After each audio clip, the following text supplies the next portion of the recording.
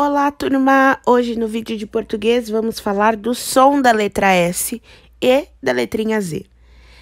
A família da letra S, nós sabemos que tem o som de Sa, Sé, Si, Só, Su.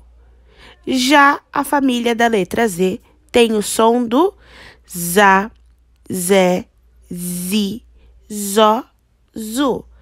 Mas a letra S pode ser representada por mais de um som.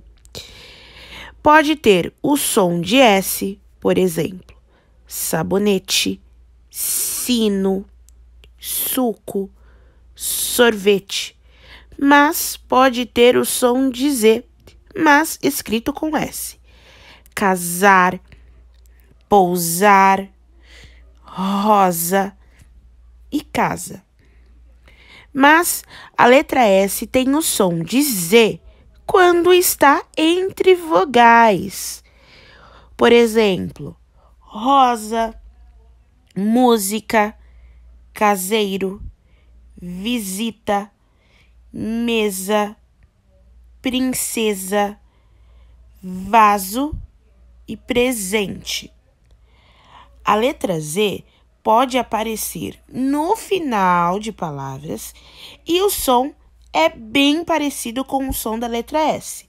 Veja só algumas palavras: giz, 10, xadrez, arroz.